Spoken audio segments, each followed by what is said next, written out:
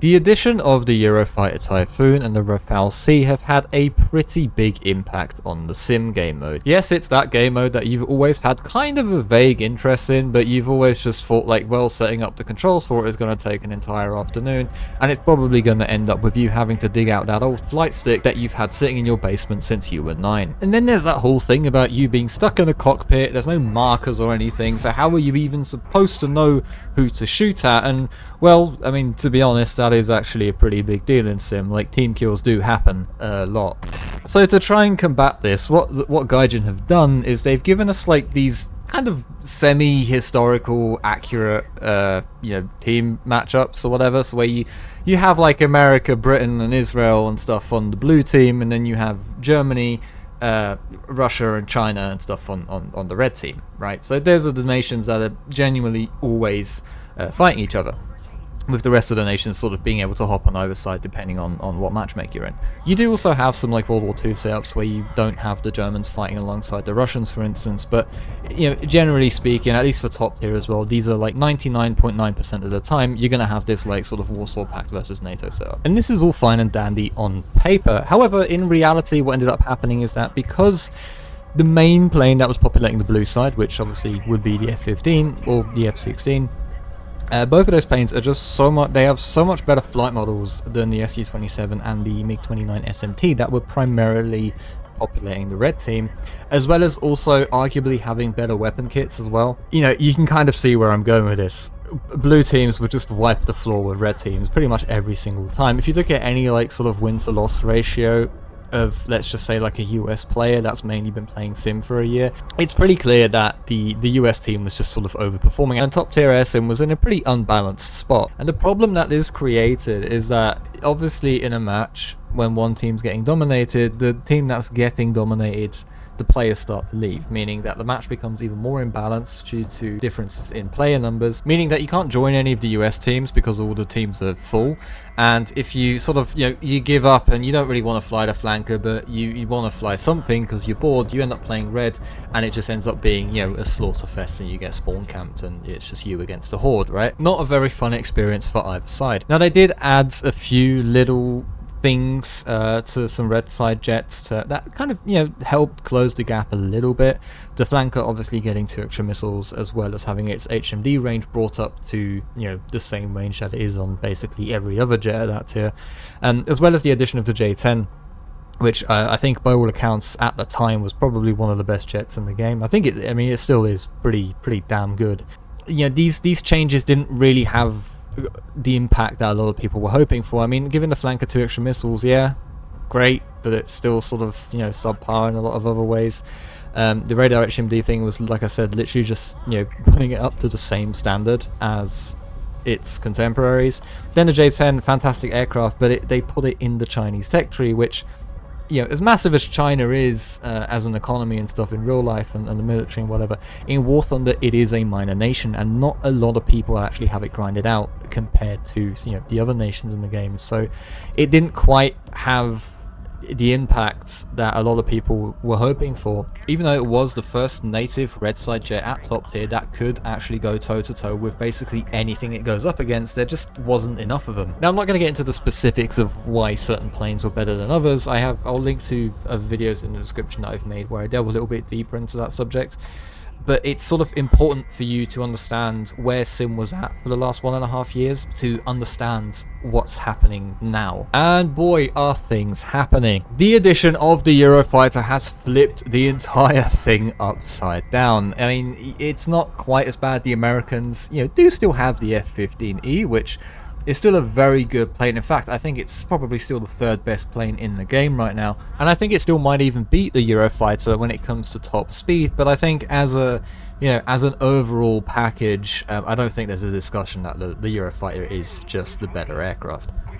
Now, previously, red side players always kind of had to choose one thing that they want their plane to be good at, and then the rest it's just terrible at. Like, I mean, if you take the MiG-29 SMT, for instance, and compare it to its contemporary, which I would say is the F-16C, they came out at the same time as well. MiG-29, amazing avionics, but it can barely fly, right? F-16C, amazing avionics, amazing weapons, and it's also really good at flying, right?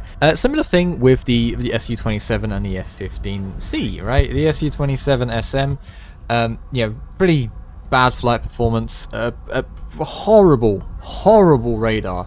But the one thing that it does do well is, the missile kit that it gets is actually pretty good for dogfighting, right? However, the F-15C, way better flight performance, way better missile kit, and actually pretty good avionics as well. So again, the Americans just kind of get it all, whereas the Russians kind of have to pick and choose what they want. I know I mentioned the J-10 earlier, which is and was still a genuinely very good aircraft, but again, Chinese tech tree, nobody really has it. You didn't see enough of them. Red side was mainly relying on a flanker, or Russia, if you will. What's happened now is that Germany got a Eurofighter. They got a plane that could do it all. They got a plane that can dogfight, got weaponry that's on par with the American stuff, because it is the American stuff, and it gets pretty good avionics as well. I mean, the helmet mounted display on this thing is pretty amazing. This is something you don't really see in RB, obviously because everyone flies in third person, but in first person, when you do get the helmet mounted display, this thing displays every contact that the radar picks up in TWS mode, regardless if you're tracking them or not. Meaning that even if you just get like a little glimpse of a radar contact or something, like your radar just kind of finds like a shadow somewhere or whatever, your helmet display will actually show you exactly where that contact was picked up. And this is an absolute godsend if you've like lost a contact in the mountains or something, if you happen to be playing on one of the like 3 maps or something that actually have terrain in sim. This HMD definitely rivals the HMD that the Rafale has, right, where it shows you all your friendlies. And I'm actually, to be honest with you, I'm not sure which one I prefer. I think if we're speaking in like sweaty triality terms, then yeah, maybe the Rafale's HMD might be a little bit better, just because being able to identify targets without turning your radar on is actually a pretty big advantage. But I don't know, man, having the game tell me exactly where my opponent is quite nice. And as we all know, every single match right now seems to be an overcast for some reason. Especially if you like playing maps like Afghanistan or whatever. I have had a couple of dogfights where I've been fighting people, or even Rafales, in sort of through the clouds, and the HMD has helped me keep track of them, and ultimately sort of got me to kill in the end, where I would have lost them otherwise. So I'm not sure. It's not just oh look, pretty green squares everywhere. It looks so nice. It's actually like a really helpful tool. And like I said, I couldn't really tell you which one's better out of the two. Now, if I had to choose a weakness of this plane, I would probably say the radar. Now, it's not terrible by any means. It's just very basic. There's just nothing special about it. It's no ASA or PISA radar. It doesn't have like some kind of insane gimbal limit or anything like that. It's basically just the Gripen's radar with a little bit of extra range tacked onto it, and just kind of bog standard. I mean, it does still sort of pick up targets within, let's just say 4 seconds or whatever, on average, which is fine. And War Thunder's still at a point now where I think as long as the radar picks up its targets, let's just say in under like 4 seconds or whatever, it has a decent enough TWS mode. It doesn't really matter, like it's good enough. The game isn't as advanced yet in terms of like these deeper systems that these planes have in real life, that stuff like this is really going to matter all too much. I mean, yeah, it's nice on other planes, like the Rafale has a pretty amazing radar right now, but it's not like majorly holding you back in any way. This is what I'm trying to say. It's like the least interesting part of the plane, so to speak. Now, another thing that Red Side got this patch as well is, as I'm sure most of you know, you've probably been waiting for in this video as well, the flanker got buffed. Yay! Finally. No, it's not the radar, which I kind of wanted them to buff, but it's the actual flight model itself, which I'm fine with as well. They made it a little bit more realistic. Basically, they didn't change the flight model, they just buffed it. So the plane still flies the same way as it used to, it just does it a lot better now, Energy retention is through the roof. It can actually rate fight pretty well now.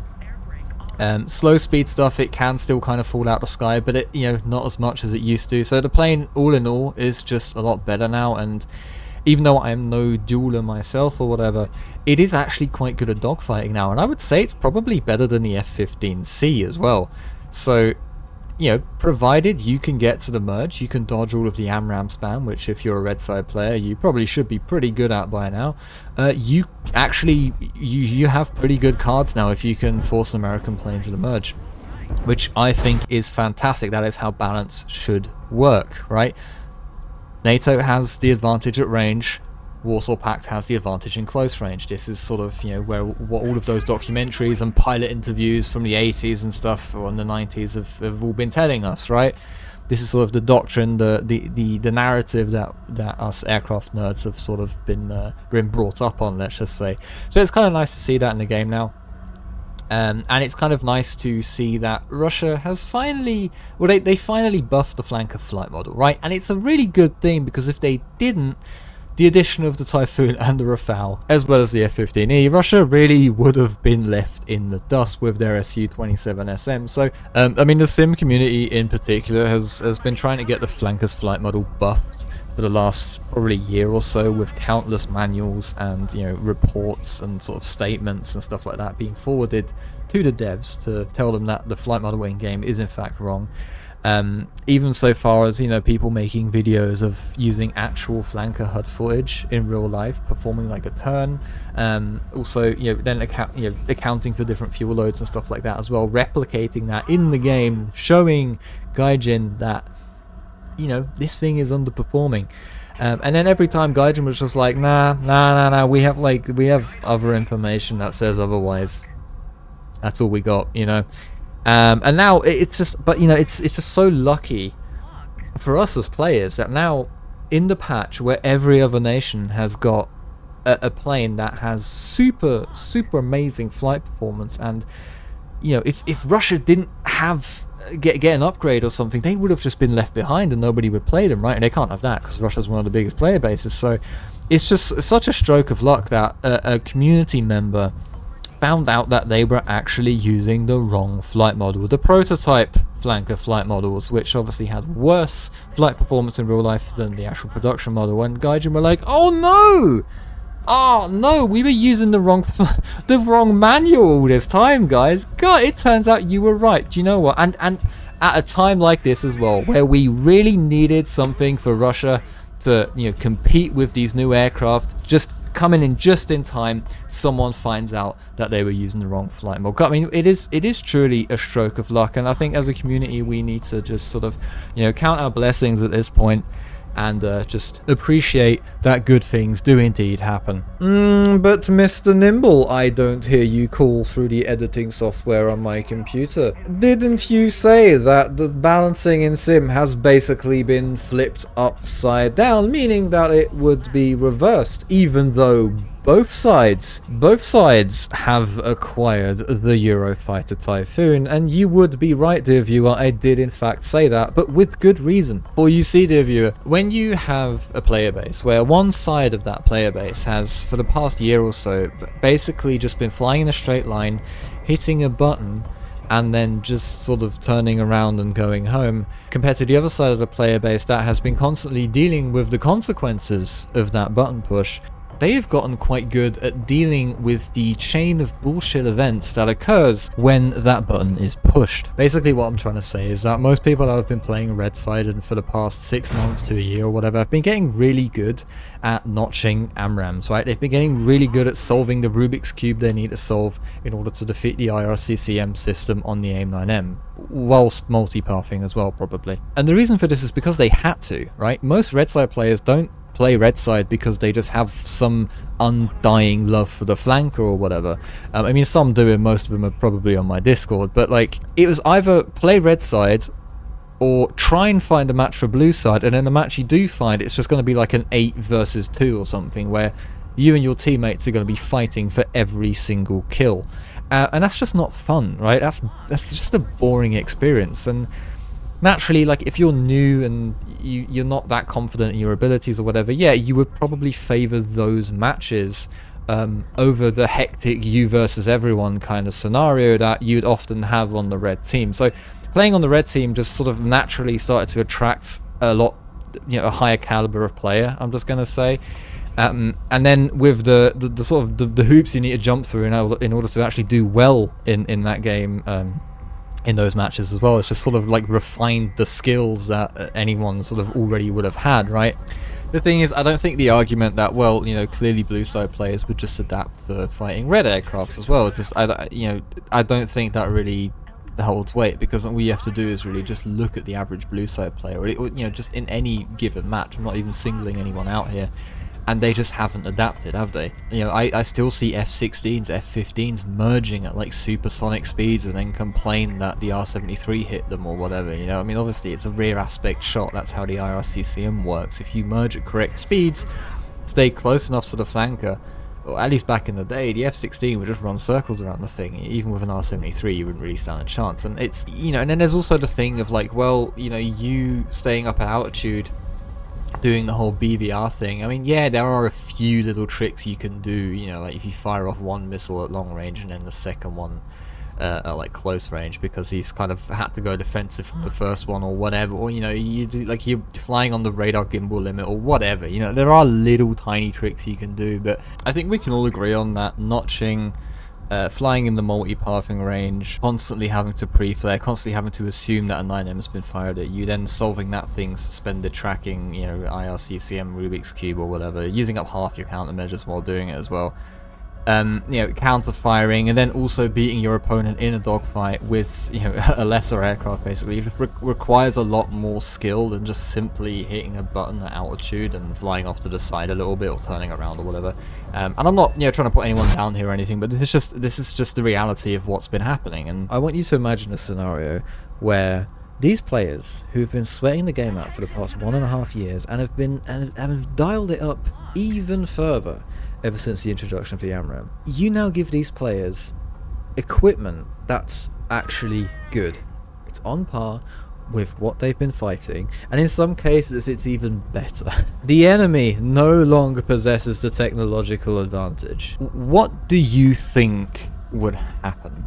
Now, if you would have thought that, well, if the game's balanced, both teams, both players are just going to go back to playing both sides, right? No, not a big deal. Game's balanced, everything's hunky-dory, right? If you'd have guessed that, I wouldn't have blamed you. Because, obviously, Gaijin guessed that as well. Because who could have predicted that those players that have spent the last 1.5 years dealing with various amounts of bullshit and then having to listen to the other side's players then tell them and lecture them on how their aircraft are still somehow superior to the ones that they're flying, despite those very players making those claims having less kills in those aircraft than years they've probably spent in school? Who could have predicted that after all that's occurred over the past 1.5 years in this game mode, that when you actually give both sides balanced vehicles, red team would just absolutely steamroll blue?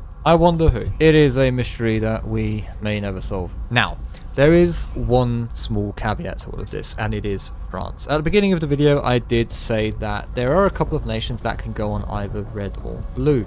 And those nations being France, Sweden, Italy, and Japan. Now, France and Sweden always get grouped up together, and it's usually opposite Italy and Japan. Meaning that if France and Sweden are on red side, Italy and Japan are usually on the blue side. There is one matchmaker where Italy gets grouped up with France and Sweden on the blue side, but that's kind of like one of the rarer ones that you come across. Now, France is a pretty popular nation in Sim because of the Mirage platform. The Mirage is even going back to the Mirage 3C back when it got added. It's always been a pretty decent aircraft for top tier, at least in Sim. It's always been a fairly maneuverable plane, pretty good at dogfighting, so it's always kind of attracted the, you know, unless it's like an actual French person or whatever, it's always attracted kind of like players that kind of like dogfighting or whatever. And France is usually kind of the nation that I think most people go for whenever they've got the first two big nations done, right? Mainly USA and Russia or Germany or whatever. Now, with France and Sweden being the two most popular, let's call them secondary nations for the Sim matchmaker, means that obviously if it's hard to find matches for blue side, France and Sweden generally got put on the red side for, you know, the last couple of years or so. In fact, I think a lot of like sort of Russian mains, when looking for their next tech tree to go, are intentionally picking France because it can get put on red side, right? there's no point in grinding a tech tree that you're never really going to be able to play. So ultimately what happened is that French players have been getting the same kind of treatment that standard red side players have been getting, you know, have been dealing with all of the AMRAMs and all of the 9Ms and all of the high altitude BVR larpers and stuff like that, getting really good at countering it. But France has always kind of had sort of aircraft that have been a little bit better at dealing with American aircraft than I think the Russians have. The Mirage 2000-5 with the Micas has always been absolutely phenomenal within, you know, let's just say 10 kilometers or something. In other words, French players have been getting pretty damn good at the game the same way that any other red side player has. And obviously with the addition of the Rafale to the French tech tree now, which is another 4.5 gen fighter, the French players are just absolutely tearing it up as well. In fact, I think the Rafale, while on paper the Typhoon's better, right? I think in reality, when you take into account, you know, let's just say 2 experienced players are fighting each other, most of the time that fight is going to end up in close quarters. And in my opinion, because of the way the Mica works, I think the Rafale just kind of takes it in close quarters anyway. I mean, yes, if you merge perfectly and do the whole dogfighting thing absolutely perfectly, the Typhoon will win, even with Micas equipped on the Rafale. But EC isn't always a perfectly clean merge, and there's a lot of other variables that go into that. And I think the Rafale's just a lot more, you know, a lot better suited for that kind of thing. But that's so much as for the, you know, which one's better, the Typhoon or the Rafale or whatever. They're both absolutely phenomenal aircraft, but in the hands of experienced players, they are extremely dangerous, and just even a few decent players on any given team in these aircraft can sway the tide of the entire battle. And the thing with France, of course, is that it can be played on the blue team. So we kind of have this situation now where it's not quite as bad as trying to find a US match in, you know, previous months or years or whatever, but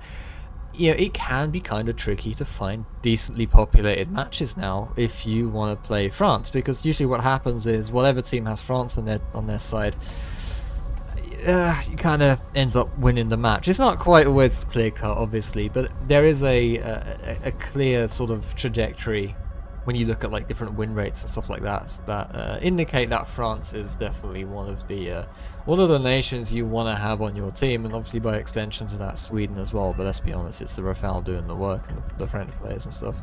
If we take into account that Britain has the Typhoon, Italy has the Typhoon, and the Americans have the F-15E, I think putting France on the red team with only Germany having the Eurofighter as well as obviously France having the Rafale in that case, I think would be the fairer option.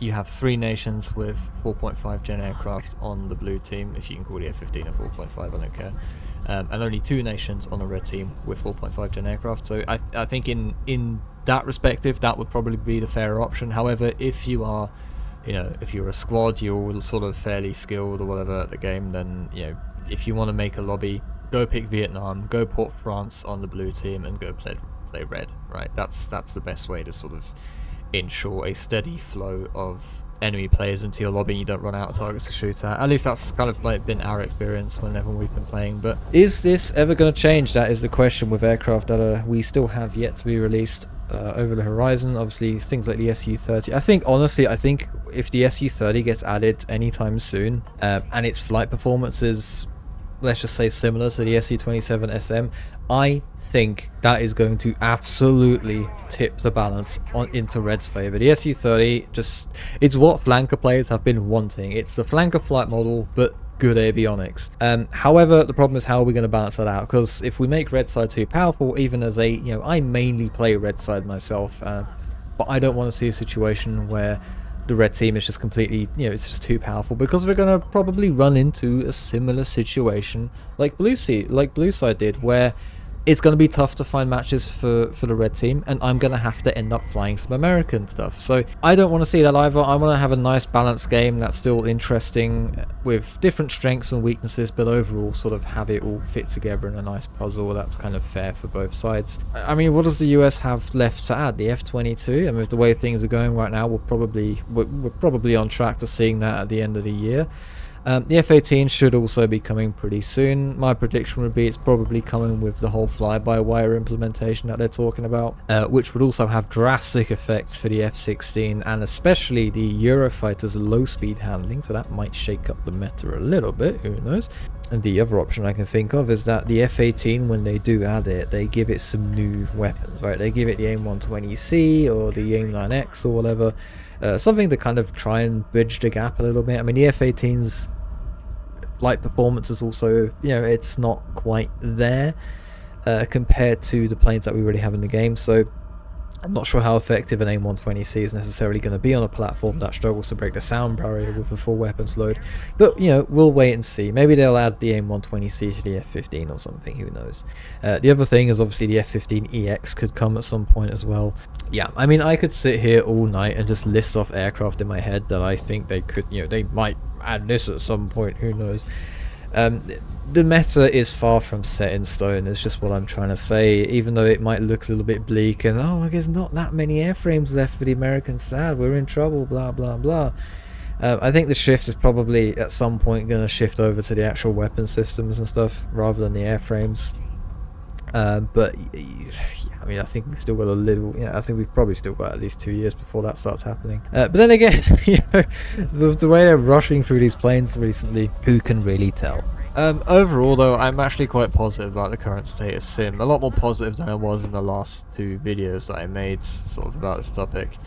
The game is actually pretty balanced now. We just have this disparity between like player skill because of the, you know, the reasons that I gave earlier, and I think that it'll probably fizzle out a little bit. I think at the moment people are still pretty, they're still pretty emotional about the whole hating on the US mains kind of thing.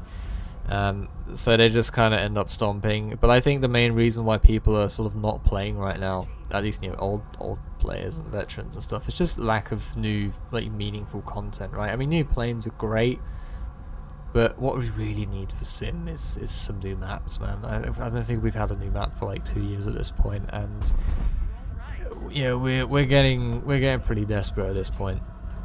So I hope that's something that Gaijin is hopefully looking into. When it comes to the whole team balancing thing, I think Gaijin just kind of did like a half-hearted, you know, sort of approach thing to it, and it just sort of ended up being the way it is right now. I mean, how wrong can you really go if you just give both sides the same aircraft, you know? Yeah, this is the situation we're in. They created a pretty big problem, I think, for the game mode in the last couple of years, and now they've just put the equivalent of throwing a band-aid on a stab wound, right? You know, like it helps, but you know, it's not really getting to the root of the problem kind of thing. But yeah, I don't know. That's me done rambling anyway. I mentioned earlier how the Discord server, so if you're into that kind of thing, if you want to meet some people that also play Sim or whatever, then, you know, hop in there. We have, I think, over like 1,200 members or something. I don't know, it's been a while since I checked last. So yeah, you're more than welcome to join that. Thank you very much for watching. As always, I know this has been a very long one, but I know a lot of you also like kind of like long form content, so yeah. Anyway, it is 11 o'clock, it is my bedtime, and I will hopefully see you in the next video. Cheers.